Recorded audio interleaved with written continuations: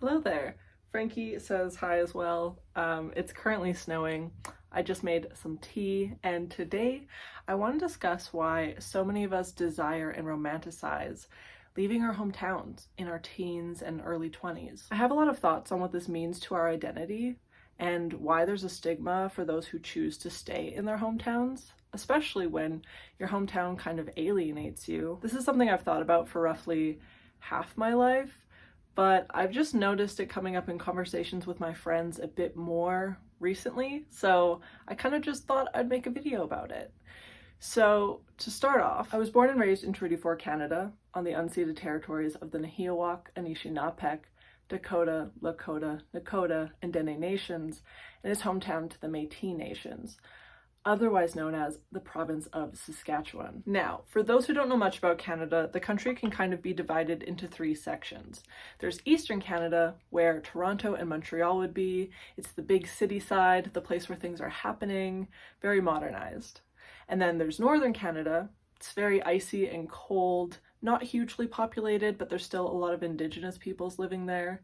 And then there's Western Canada, where the oilseed, grain, and farming industry is, and that would be where I live. So think of it like Eastern Canada is like the LA or New York of the United States. Northern Canada is like Alaska, and Western Canada is like Texas or Alabama. The politics in these parallels are very similar too. And so you can imagine, as a queer person living on the countryside of things, I've had a bit of a roller coaster relationship with my hometown. I didn't know more than like two queer people or anyone that wanted to be an artist or a writer. I dressed quite colorfully, which was a problem for people, and I grew up poor alongside my foster brothers and siblings, and so I was quickly categorized in the minority, marginalized group within where I lived. Saskatchewan is very small. Everyone knows everyone, whether directly or because of a friend of a friend. It's quite right-leaning, male-dominated, white-centric, and the further you identify from that, the harder time you'll have. So when I was 16 to 19, I wanted to get the fuck out. I was constantly preparing my leave to Toronto. I saved a bunch of money for my first job. I made friends online in Toronto so that I wouldn't be alone when I got there. I just really felt like I needed to leave because I hated it here so much. But then something changed. I turned 20 years old and I hit one of the lowest points in my life. I felt like I had no one in my corner. My familial relationships were hanging on by a thread. I was trying to navigate working with someone who had assaulted me, and my friends disappeared at this point. I also got into a car accident that totaled my vehicle. Luckily, I wasn't too injured, but I no longer had a way to drive, and the place I lived didn't have a bus stop anywhere nearby. It was in the dead of winter, and I lived with a guy who trapped me in his house, wouldn't let me leave, and also abused me. And that's just scraping the surface of what was going on when I was 20. It was the second time in my life that I tried to kill myself. And although it was the last time I ever tried, it wasn't even close to the last time I thought about it.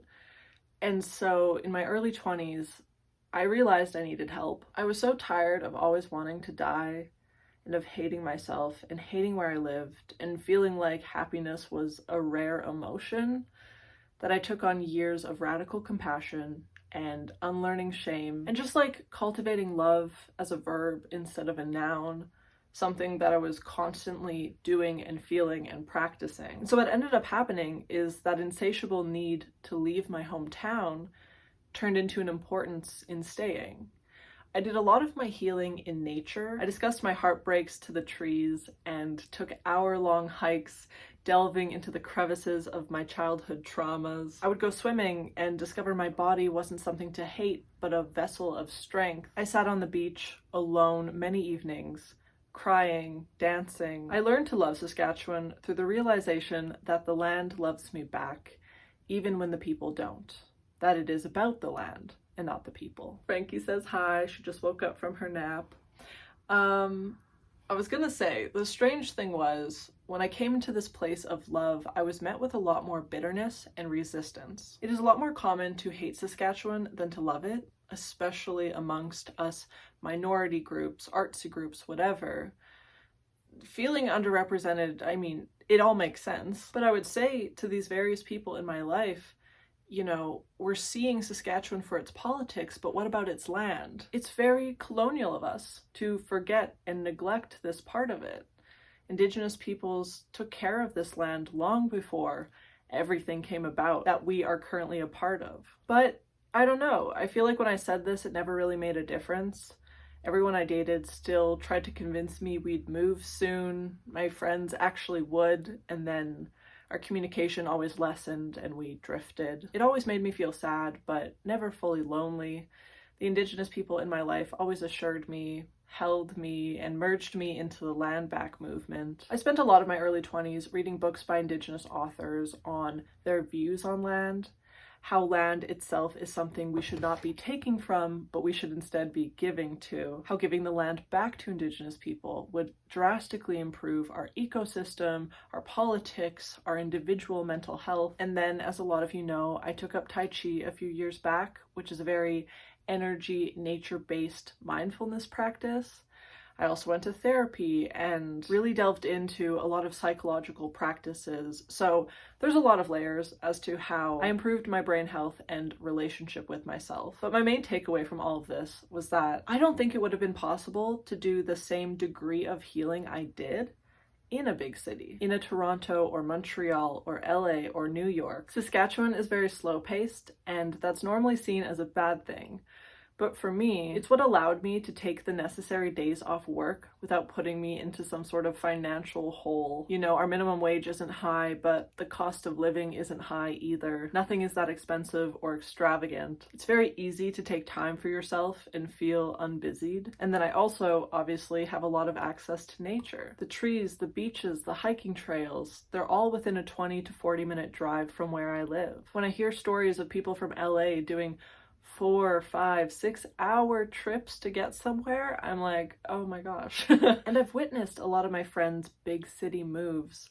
The people who've went to Toronto and New York, so excited because they have all of these new opportunities to partake in.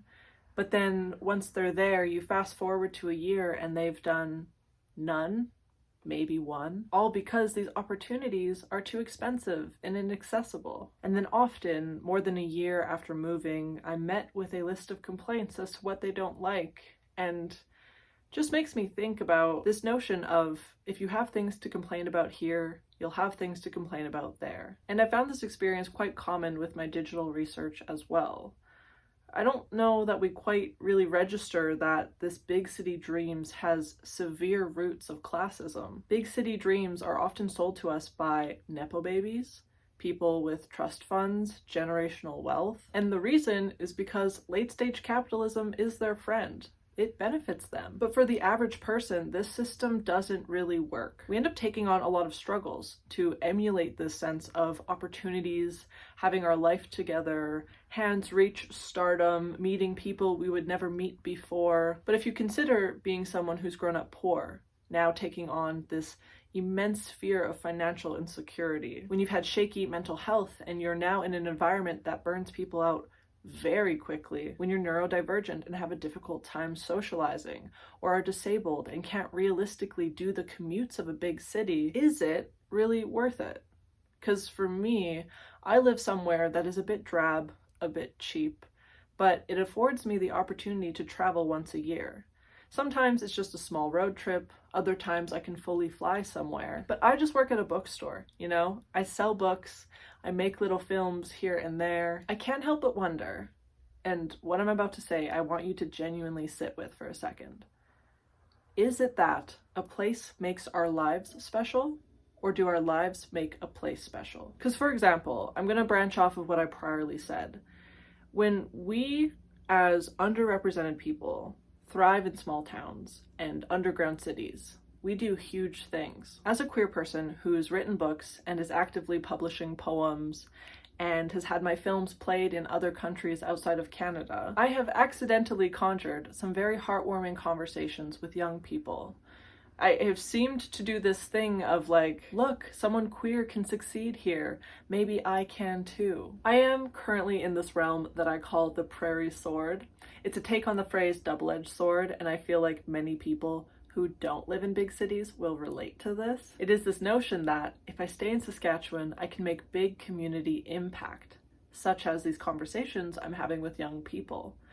But on the flip side, my career will never be that big. You know, the film industry here is non-existent. The writer community is small, and if I can't create an opportunity for myself, then I just don't have one. Whereas, if I were to leave, I could get a lot more experience, I'd have access to different opportunities, network with people, find my way into a different job industry, but I would be abandoning the community. Young queer people would be more likely to say, oh, all of us are leaving, I guess I have to as well. And then if they're poor, neurodivergent, disabled, all of that, they're still struggling nonetheless. Now, I do want to be very clear that for my friends and peers who have left Saskatchewan, I do not fault them at all. The world is unfair, and if leaving will help them thrive, I will cheer them on all the way. All of us have very different lived experiences, regardless of if we're in the same art group, minority group, whatever.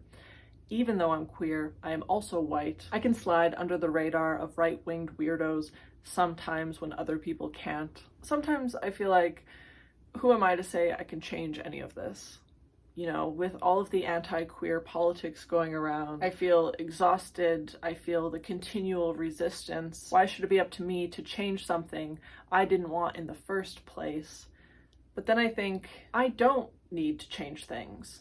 But shouldn't I want to? And I want to branch this into a rally I was recently at. The Saskatchewan government has recently implemented some anti-trans laws. They made a decision last month saying kids have to get their parents' permission in order to use their preferred names and pronouns, which is horrible because a lot of parents won't give that permission. The trans erasure here is huge. And because of this announcement, the University Pride organization sued the Saskatchewan government. And they won. The courts ruled that this would impede on children's rights to their bodies, to their identities. So then what did the Saskatchewan government do? They said, we don't care. We're going to use the notwithstanding clause. The function of our notwithstanding clause is specifically for overturning courts' ruling on our Charter of Rights and Freedom, which is what deals with our equality here in Canada. In the past, the notwithstanding clause has been used to, for example, not allow gay people to get married. So there was a rally. I went with a group of friends and there were all kinds of people there. Children, retired teachers, families, workplace organizations. There were rainbow flags and podium speeches, and off to the side, there was a counter protest. A group of mostly men with black and white flags, the straight flag and anti-trans propaganda. They were blasting country music as well. And at some point, someone from our side of the rally entered the space of the counter-protesters. One singular person in the center of it all with the biggest trans flag I've ever seen. They just stood there alone for a while people screamed at them. And then one by one, more queer people started trickling in. Color emerged again, and some indigenous two-spirit groups brought drums.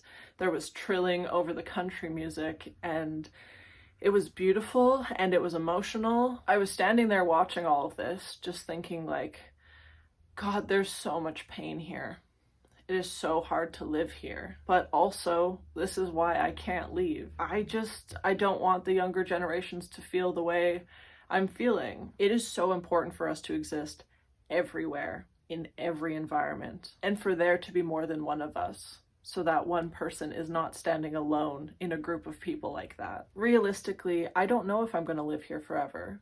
Perhaps I'll move in my 30s or 40s or 50s, but I don't feel like it's something I should do now in my 20s.